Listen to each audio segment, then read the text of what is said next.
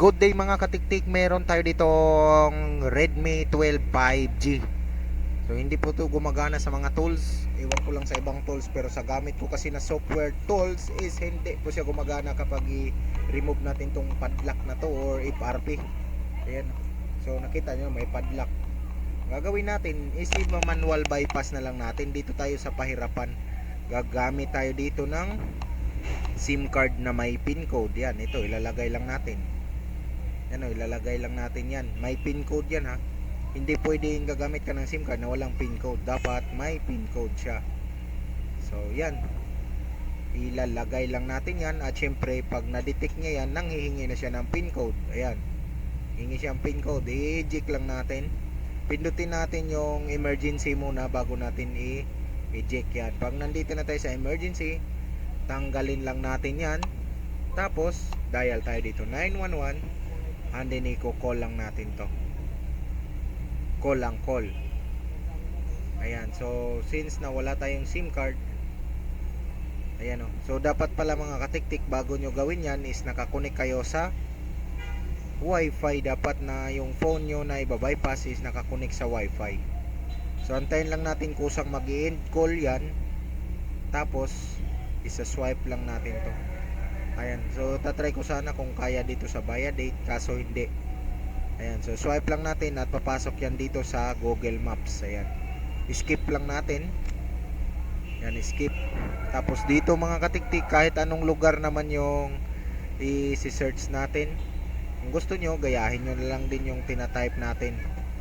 So dapat ang matype nyo na lugar is merong direction o share. Tulad nito, ito, may share siya. Yan, share. May share siya na button. So pwede nyo namang gayahin yan. Yan, share. Tap mo yung share at piliin mo yung Chrome.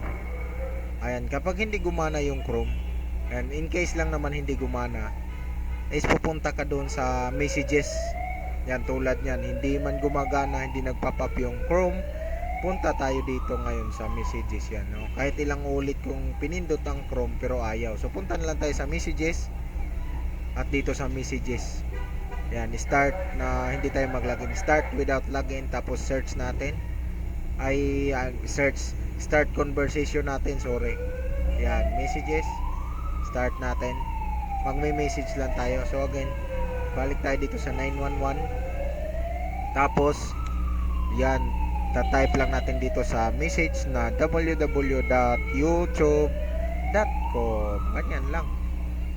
Tapos pindutin natin tong YouTube mismo, yung sinulat, nakasulat.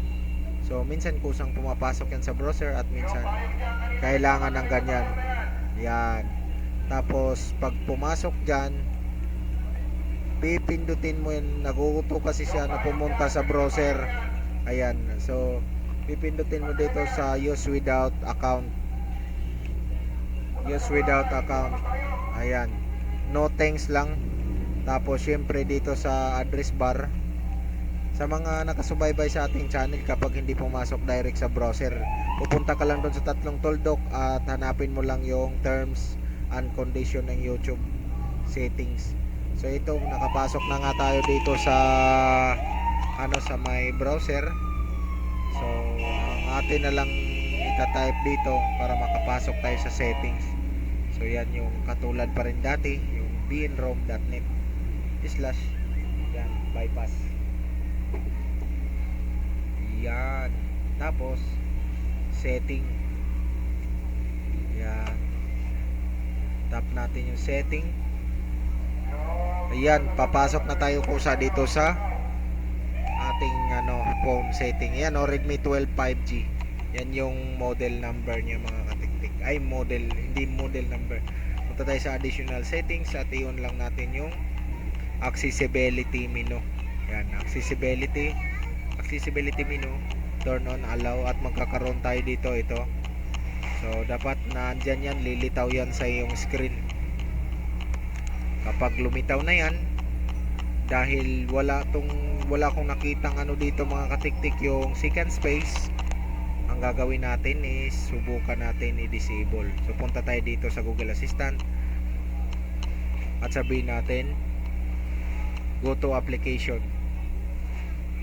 So yun mga katiktik, pumupunta na siya sa application. Ayan, so dito sa application, hanapin naman natin dito yung Google Play Services. So ito yun. Ayan o, hindi siya matap mga katiktik. Ayan o, ayaw niyang mapindot.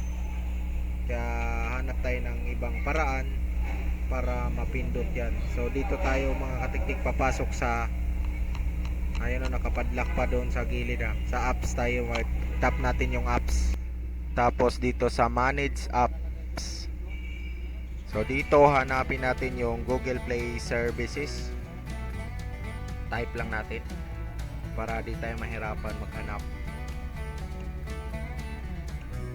So yun, di-disable lang natin mga katiktik yung Google Play Services. So restart lang natin. After natin ma-disable yung Google Play Services, ay kailangan naman natin i-restart yung cellphone. So pagkatapos ma-restart, ito na yon.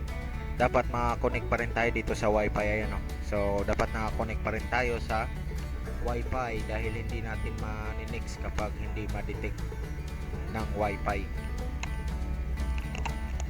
So ganyan lang. Iintayin lang natin.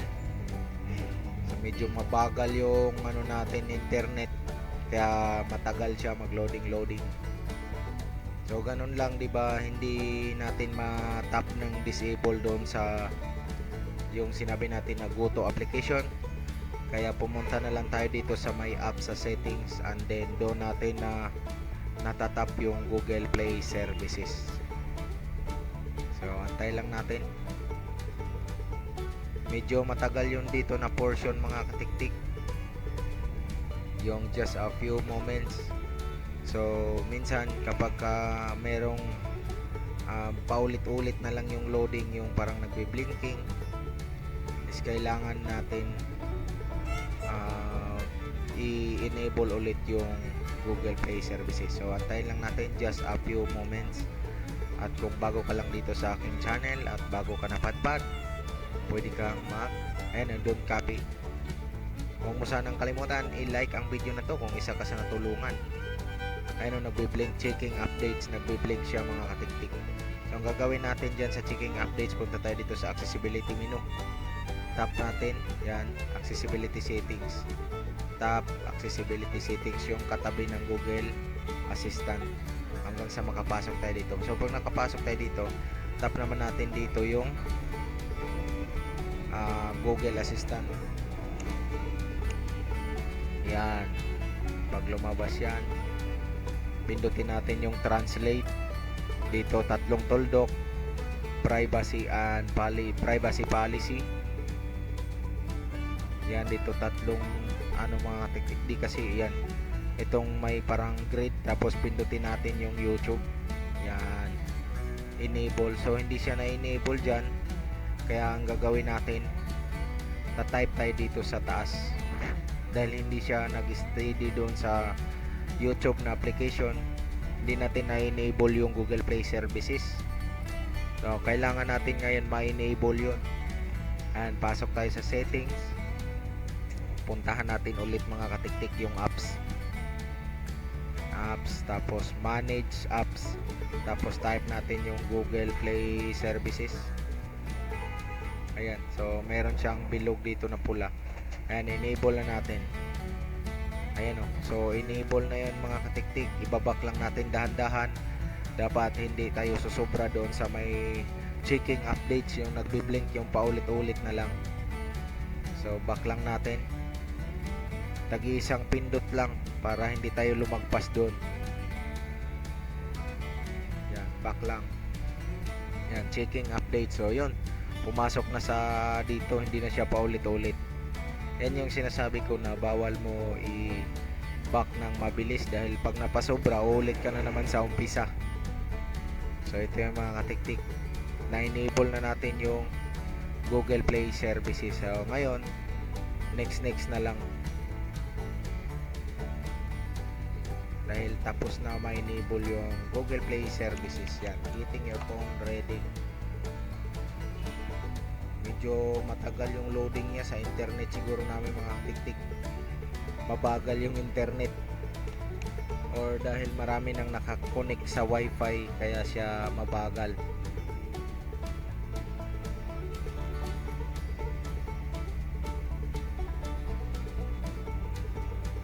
At kung isa ka dito mga teknisyan na tulungan, huwag mong kalimutan mag-comment na kung nakatulong ba ito sa iyo mga katiktik at kung saan ka na lugar galing nanonood nito.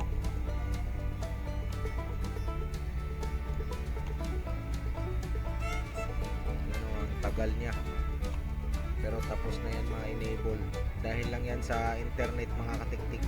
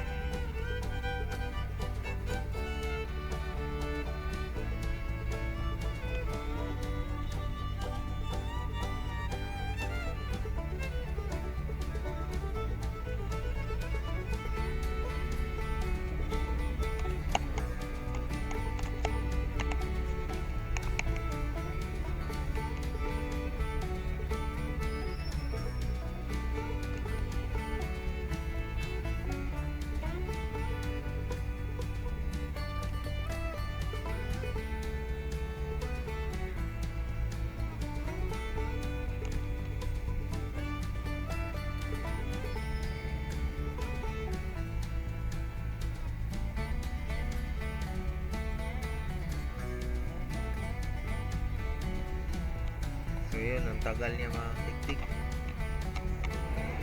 Tagal niyang mag-loading.